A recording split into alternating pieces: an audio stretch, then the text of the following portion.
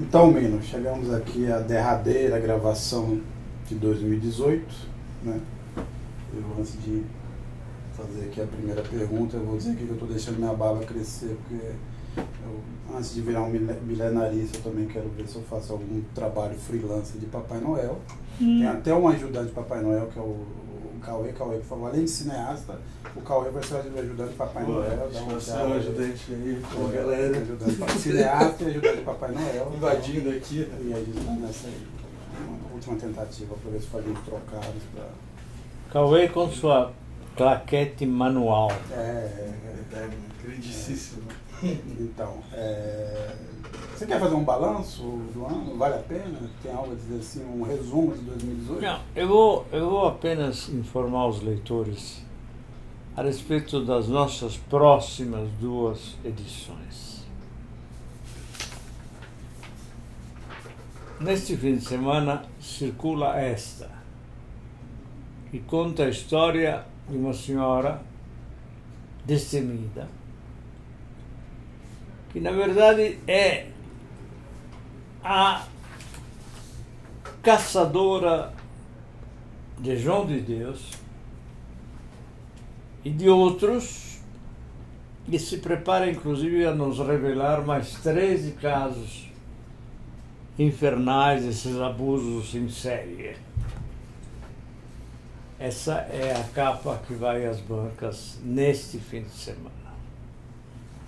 Quanto a essa capa, é uma iguaria que já adiantamos para a alegria dos nossos leitores, que é a edição de fim de ano. E que estará na banca no dia 28. Exatamente, estará na banca dia 28. E a chamada de capa, muito apropriada, na minha modestíssima opinião, é Elogio da Loucura. Chamamos Erasmo de Rotterdam para escrever o editorial no lugar de hábito reservado a este que lhes fala nesse momento. Ele aceitou, né? Ele aceitou muito. Ele topou generosamente. Mas eu não podia duvidar a esse respeito, porque a gente, no fundo, tem uma certa afinidade com o Erasmo de Rotterdam. Uma certa afinidade, um certo entendimento. Coisa que, por exemplo, não tem o Olavo de Carvalho, digamos. É isso. Mas estamos aqui. Você acha que o Erasmo, quando escreveu esse livro, ele pensava no Brasil? Assim, mas quando escreveu, o livro é eterno, está aí, são pensamentos sempre válidos e, portanto, ele pensava no Brasil, certo? Então, o balanço que você solicita da minha modestíssima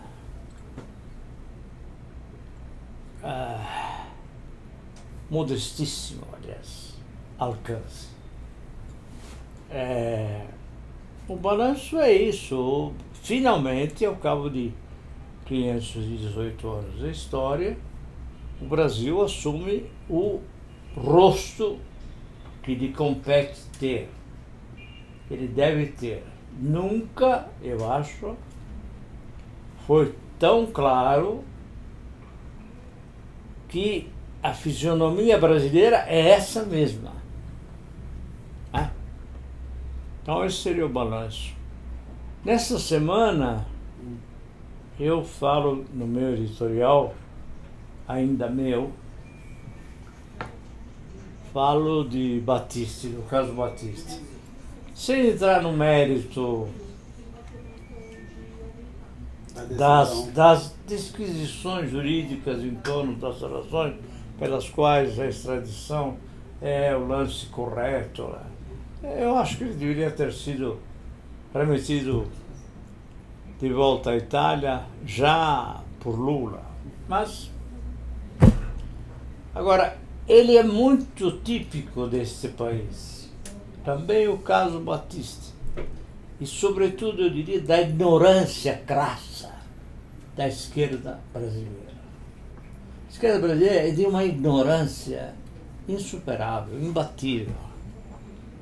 Porque Lula, na minha opinião, cedeu às pressões de pessoas que se dizem de esquerda, acreditam ser de esquerda, e nem sabem o que quer dizer ser de esquerda. Então, capitaneadas por Eduardo Matarazzo Suplicy ou por Tasso Genro. É? Tasso Genro. Grinaldi, Zé Dirceu, enfim, esse tipo de gente não entendeu nada, achou que um pluriassassino terrorista peninsular, terrorismo esse que foi absolutamente repudiado pelo Partido Comunista Italiano,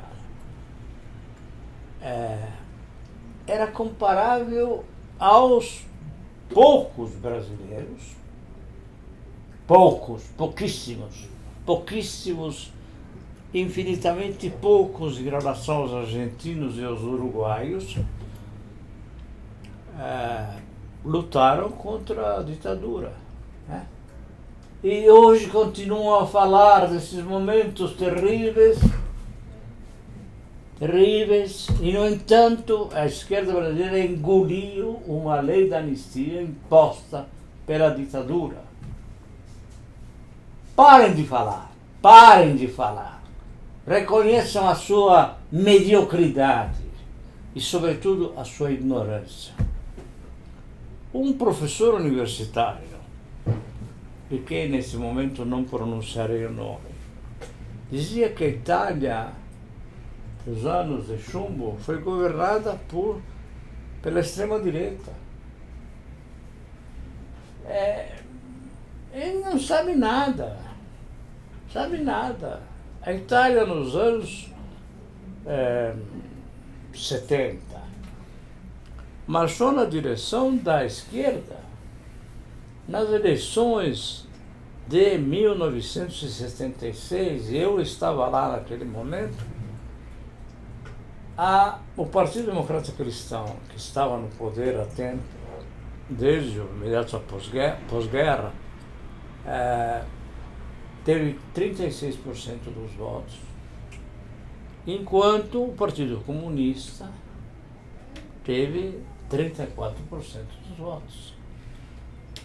Então, é o contrário do que eles dizem. Mas por quê? Porque não sabem nada. Agora, bastaria ter consultado o pessoal lá na Itália, né, Mino? Não, porque pelo que eu me lembro desse episódio, boa parte dos ex-comunistas ou de políticos de esquerda diziam que o Battisti não tinha nada a ver com nenhum movimento, não é? Não era isso. Assim, bastava o pessoal aqui ter perguntado, e aí, como é que é esse Battisti aí, né? Ou não? Bastava, mas eles se fiaram mais num gropelho de pseudo, insisto nesse ponto, intelectuais franceses, e acharam que com isso era possível sobrepor o trabalho desta lobby gaulesa às decisões tomadas por cortes de um Estado democrático de direito, que é algo abnorme, é algo que não pode ser calculado na sua estupidez. A sua estupidez é tamanha que não dá nem para chegar ao ponto certo para avaliá-la. Agora, Minas, já que a gente estava falando de justiça e injustiça, você de alguma forma se espantou com o resultado de ontem de mais uma pendenga do solta, não solta o Lula? Quer dizer, no meio da tarde o ministro Marco Aurélio Mello tomou uma decisão mandando soltar todos os presos em segunda instância, com base no que a Constituição brasileira define. Sim. E aí houve toda uma pressão, inclusive reunião do comando militar, tal. 3 horas depois, o Toffoli, que está lá, inclusive por conta do Lula e do PT, desfez a medida. Esse enredo, mais uma vez, alguma vez. Mas olha, veja, eu tenho uma enorme amizade pelo Lula e estarei ao lado dele enquanto eu viver. Mas sei que realmente ele não conhece direito o país dele, como tantos outros. Eles pensam que vivem em outro lugar, porque não tem uma visão de mundo correta. Então, eles acham que esse é um outro lugar. Que os brasileiros são uma coisa que nunca foram e no momento continuam a não ser. Entende? Os brasileiros são isso mesmo.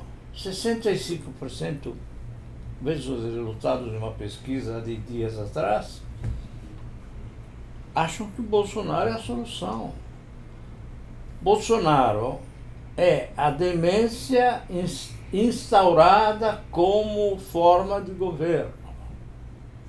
É a demência. A demência. Essa é a palavra certa. Então, 65% dos brasileiros são dementes.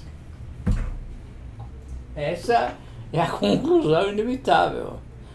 Eu, sinceramente, não entendo por que esse ódio a Lula. Quer dizer, eu entendo de alguma maneira. Entendo em função da origem disso tudo. E a origem disso tudo está na cultura escravocrata. Ao cabo de 2 séculos e meio de escravidão, que nunca foi abolida de fato.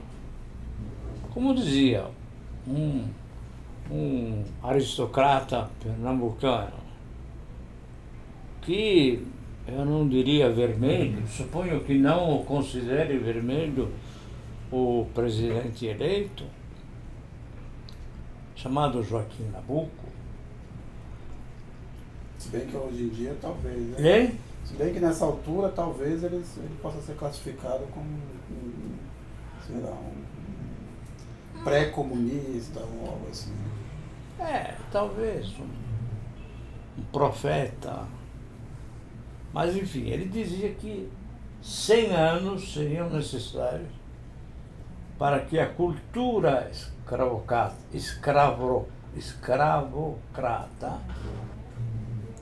estivesse extinguida.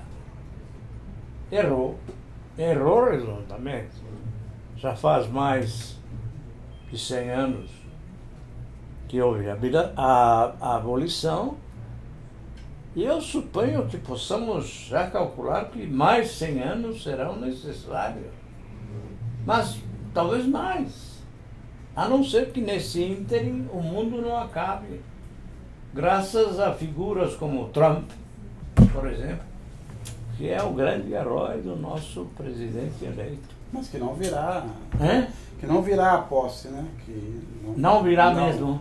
Não virá, vai mandar o secretário de Estado. Mas na verdade, o grande nome das, vamos dizer assim, das autoridades. Netanyahu. Netanyahu. Só podia ser ele. Esse é outro notável. Mas ele não é demente. E a diferença é esta. Ele está de olho num grande negócio, né? Que é vender armas, Claro, vender drones. claro. Bom, no caso do Brasil, claro. Mas podemos substituir os frangos para o Egito, para outros países do Oriente Médio, os frangos, a carne e tal, com drones, por exemplo. Drones. Estão muito na moda os drones. Eu sinto, aliás, necessidade de drones para sobrevoar sobre a minha cabeça, sobre a redação da Carta Capital. Eu sinto essa falta. No fundo, me empolgaria de alguma maneira, apesar do risco, me empolgaria a presença dos drones. Não é? para me seguir pelas ruas Não, de São sei Paulo lá. e tal, né? Sobretudo à noite. Sim, sim, sim. A calada da noite é sempre muito sedutora. É isso. Agora, essa situação, queria dizer só ainda, nessa edição, eu escrevi um conto, nessa edição especial. Escrevi um conto, intitulado O Processo, inspirado por Kafka, obviamente. E talvez tenham estranhas parecenças, pontos de contato com o que aconteceu em Curitiba, corroborado de resto brilhantemente em Porto Alegre, né? E em Brasília? Bom, é isso. Por esses senhores nomeados pelos infelizes que hoje são apontados à execração pública, né? Esse é o país. Esse é o país. Ele tem a cara que merece. É a cara, exatamente as feições merecidas.